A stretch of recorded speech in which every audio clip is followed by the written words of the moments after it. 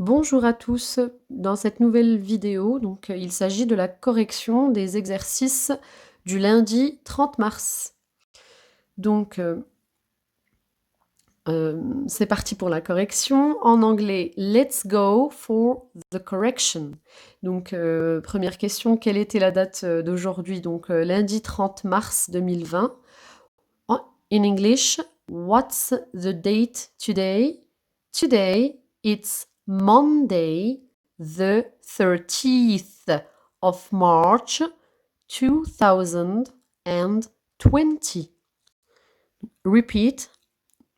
Today, it's Monday, the 30th of March, 2020.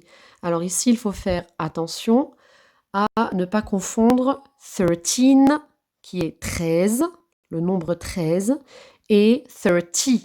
Ici, c'est 30. Donc, avec un I, enfin, ça s'écrit avec un Y à la fin, mais avec le son I, 30, puisque c'est le nombre 30, le 30e jour du mois de mars. Donc, la question, en quelle saison sommes-nous désormais? Nous sommes au printemps depuis le 20 mars. In what season are we now? Now we are in spring. Donc, si on prend le premier petit exercice, donc c'était une petite recherche pour vous, CM1. Donc, je vous avais donné un exemple, 243, et il fallait faire attention à faire la différence entre chiffres et nombres. Donc, allons-y pour le premier. Donc, il fallait commencer par lire le nombre, déjà, 9475. Le chiffre des milliers, eh bien, c'est bien le 9.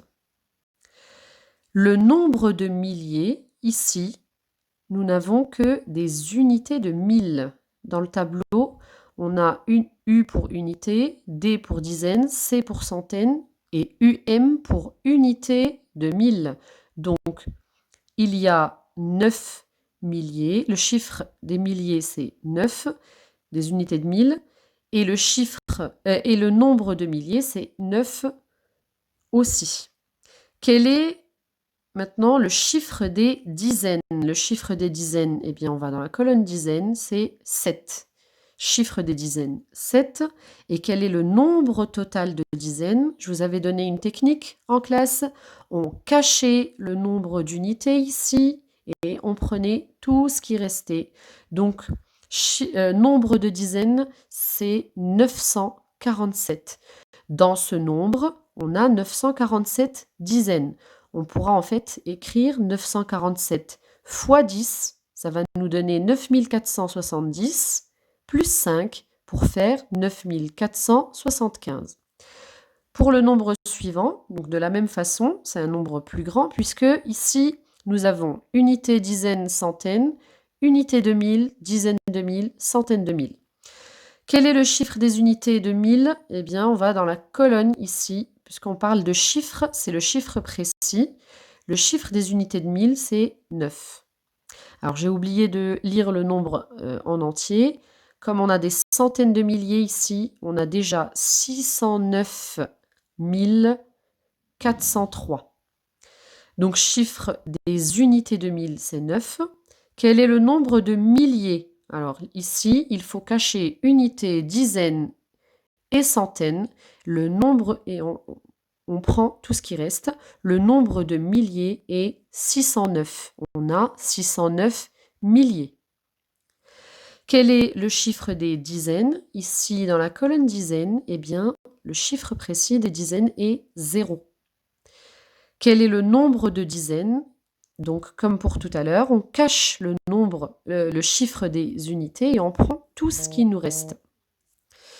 Donc, tout ce qu'il reste, c'est bien... alors, si on lit ce qui nous reste, c'est bien 60 940. Le nombre de dizaines, ici, c'est 60 940. Si on multiplie 60 940 par 10, on va obtenir 609 400, auquel on rajoutera 3 pour faire 609 403. Donc voilà pour ce petit exercice. Ensuite, il y avait la compréhension de texte. Ce n'était pas très compliqué, je vous laisserai lire la correction. Donc j'ai mis ensuite la correction de la transposition que vous aviez à lire donc lundi soir pour corriger vos éventuelles fautes. Donc ensuite, pour le calcul mental, alors on est toujours sur les divisions avec reste en calcul mental et il fallait se baser effectivement, comme la semaine passée, sur des quotients déjà connus. Alors si on prend, je ne vais pas détailler pour chaque calcul, mais je vais en prendre 3 ou 4 que je vais expliquer. Si on prend par exemple 31 divisé par 3, on sait que 3 fois 10 égale 30, donc le quotient c'est directement 10, et il nous reste 1, puisque nous avions 31. Si on prend 102 divisé par 4, on sait que 4 fois 25 font 100, donc ici le quotient c'est 25, et il nous reste 2.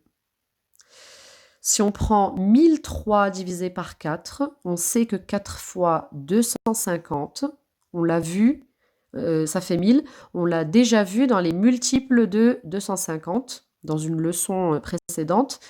Donc 250 fois 4, ça fait bien 1000, et il nous reste 3 ici, puisque avec 3, on n'atteint pas 4, on n'atteint pas encore une fois supplémentaire.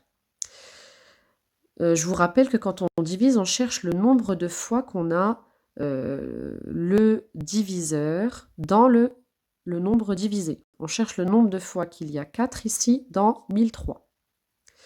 Donc il y ait 250 fois. Alors, 504 divisé par 5, ben là tout simplement on a 500 divisé par 5. Combien de fois 5 dans 500? Eh bien 100 fois. Pour faire 500, il faut faire 5 fois 100. Et il nous reste 4. Et pour 3508 divisé par 5, le quotient c'est 701. Pourquoi? Alors, si on prend 3500, on connaît, nous, dans la table de multiplication du 5, par exemple, ou du 7, 5 fois 7 font 35. Donc, 5 fois 700 font 3500. Et dans 8, on a une fois encore 5. Donc, 701. 5 se retrouve 701 fois dans 3508 et il nous reste 3. Puisque si on fait 701 fois 5, on obtient 3505 et pour aller jusqu'à 3508, il fallait rajouter le reste qui est 3. Ensuite, le travail consistait à résoudre un petit problème avant de prendre le livre de maths. Léa est embarrassée car elle ne sait pas comment faire pour partager équitablement 4 barres chocolatées entre ses 3 amis. Donc ce qu'il faut retenir, c'est qu'il y a 3 personnes et 4 objets, 4 barres chocolatées. Donc il fallait l'aider. J'ai mis déjà ici la solution. 4 divisé par 3, c'est égal à 1 plus 1 sur 3. On va voir avec le schéma. Donc il y a 2 façons de faire. Première façon, c'est de soit je donne, alors il y a 3 personnes, donc je dessine 3 personnages. Je peux donner une barre chacun, déjà. Et la dernière barre, donc j'essaie ici de faire un partage équitable.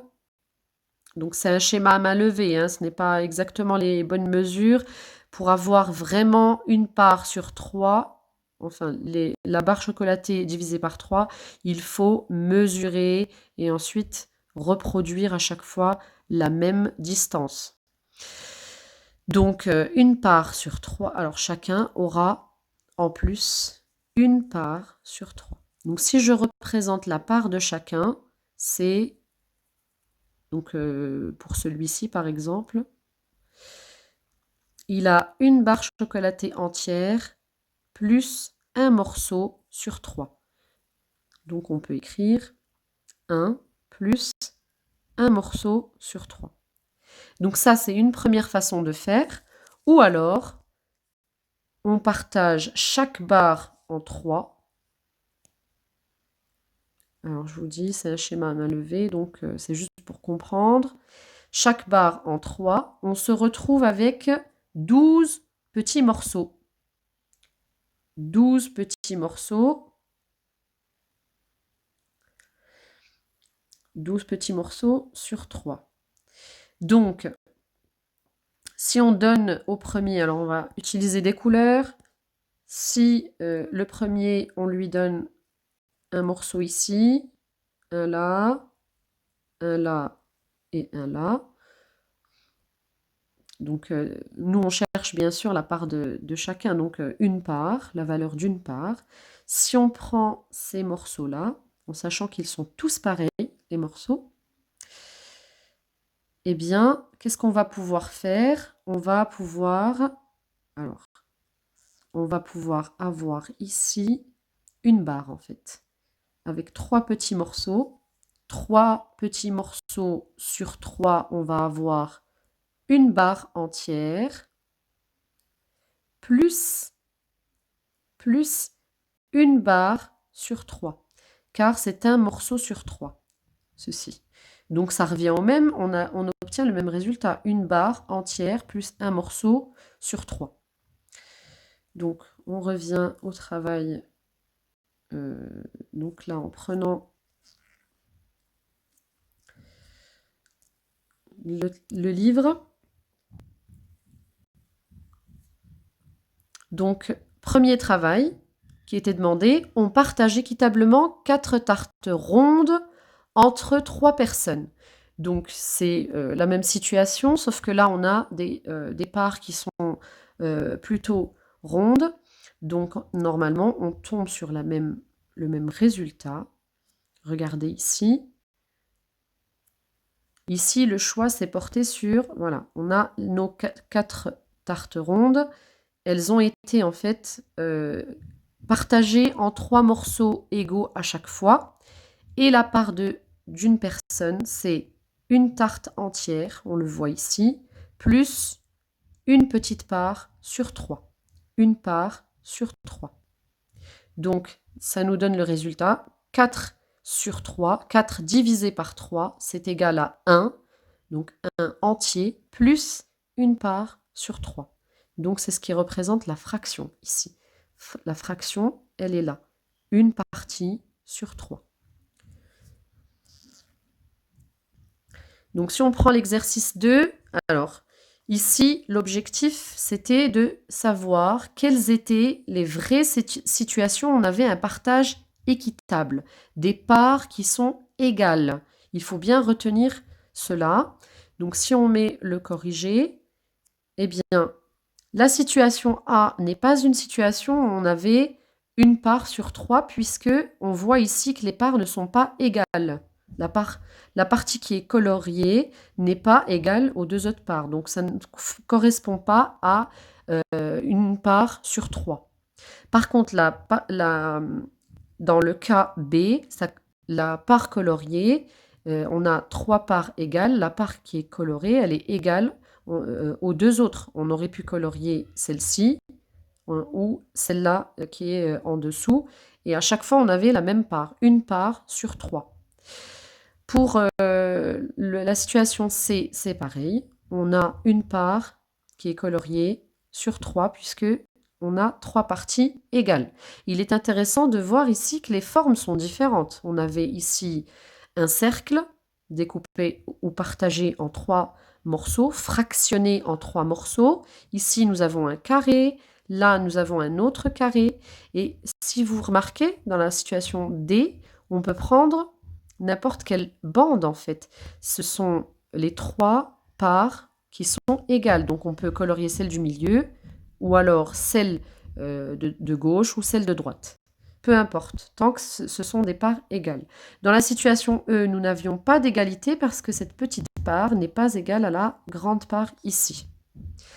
Pour avoir une situation d'égalité, il aurait fallu prolonger le trait ici pour avoir en fait... Mais là, on aurait eu par contre, attention, on aurait eu une partie sur 4. Or, l'exercice nous demande une partie sur 3.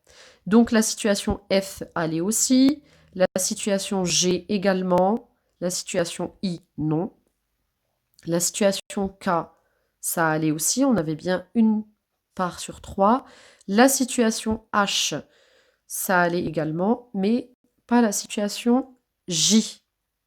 Donc il faut retenir que pour avoir une fraction d'une part sur 3, il faut absolument avoir des parties égales. Donc partager l'objet ou partager plutôt, alors ce ne sont pas des objets solides, si on parle de tarte par exemple ou de barres chocolatées, on doit partager en 3 parts égales. Il faut retenir que les parts doivent être égales. Donc même exercice, mais cette fois-ci avec une part sur 10.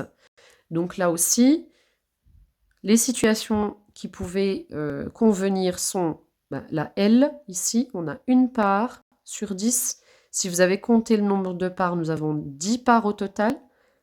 Un objet entier correspond à 10 parts sur 10. Donc ici, la situation M, eh bien, ça ne va pas, puisqu'on le voit clairement que les parts ne sont pas du tout égales. La situation N, eh bien, ça va. Une part sur 10. La situation O, ça ne va pas, ce n'est pas égal. Donc P, ça va, ça convient. Situation Q, ça convient, cela convient aussi, puisqu'on a une part qui est coloriée sur 10 parts qui sont toutes égales. R, ça ne convient pas. Et la situation S convient, puisque ici, on a une part sur 10. Donc, peu importe où on prend cette part, il faut juste que toutes les parts soient égales. Donc, si on prend l'encadré j'ai appris, quand je partage une unité, alors une unité, c'est l'unité entière. Donc, comme on a vu tout à l'heure, un cercle, un carré. Ici, on nous dit une pizza, 1 litre d'eau, une tablette de chocolat, un ruban. Si je partage en 10 parts, c'est seulement si les parts sont égales. Il faut retenir cela. Les parts doivent être toutes égales.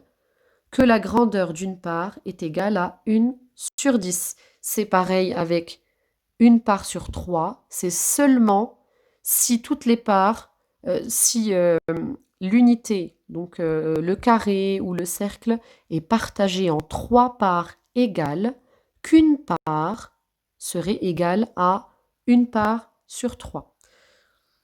Je vous remercie pour votre attention, donc en maths. Par contre, on reprend juste un petit peu les exercices d'orthographe. Donc ici, il s'agissait des lettres muettes, la recherche des lettres muettes. Donc vous verrez, je vous ai mis un corrigé qui est détaillé à l'écrit. Donc simplement, il fallait dans chaque exercice trouver le mot qui était dérivé du mot qui était donné dans l'exercice. Ce qui était surligné en jaune, il fallait simplement le laisser parce que c'était le travail des CM2, le travail supplémentaire pour les CM2. Donc je vous laisserai lire et vous corriger sur votre cahier. En géographie, si on reprend la question que je voulais travailler avec vous donc en visioconférence, vous avez bien répondu, chacun a donné sa réponse. Donc, pour être précis, il faut donner des repères géographiques, donc continent, océan, ligne imaginaire. Je vais expliquer pour les lignes imaginaires. Donc nous pouvons dire que notre école se trouve à Bussures, qui est un village qui se trouve à l'est de la France. La France est un pays européen qui se trouve à l'ouest de l'Europe. Donc là, on a donné des repères géographiques précis. Notre pays est bordé par la mer Méditerranée au sud et l'océan Atlantique à l'ouest. Donc là, on donne encore plus de précision. Si on prend le planisphère que je vous ai mis dans la correction, donc là, le petit carré rouge, si vous repérez, si vous regardez bien, il repère la France. Donc, les lignes imaginaires, alors, elles sont représentées en fait sur ce planisphère. Vous pouvez les lire ici, cercle polaire arctique, tropique du Cancer, équateur, tropique du Capricorne et enfin cercle polaire antarctique. Et là, si on veut situer la zone géographique dans laquelle se situe la France métropolitaine, parce que vous savez que la France a de nombreux territoires qui sont en dehors donc du continent. Alors, la France se trouve entre le cercle polaire arctique et le tropique du Cancer, ici. Si vous voyez les lignes imaginaires, c'est bien ça. On les appelle lignes imaginaires parce qu'elles n'existent pas réellement, c'est plutôt ce sont plutôt des repères géographiques que l'être humain a mis en place pour repérer des zones géographiques sur la planète, donc qui ont des particularités liées au climat. C'est ce que je vous ai mis dans la correction. Température, nombre d'heures d'ensoleillement. Vous savez que le nombre d'heures d'ensoleillement ou les températures, eh bien, ne sont pas les mêmes sur toute la planète. Cela va fortement être influencé par la position, justement, par rapport à ces lignes imaginaires. Plus on se rapproche des pôles, plus le climat se refroidit, plus on se rapproche ici de la ligne d'équateur et plus le climat se réchauffe. Et donc, je vous laisserai lire la correction pour les exercices suivants. Il y a assez de détails là-dessus. Je vous remercie pour votre attention.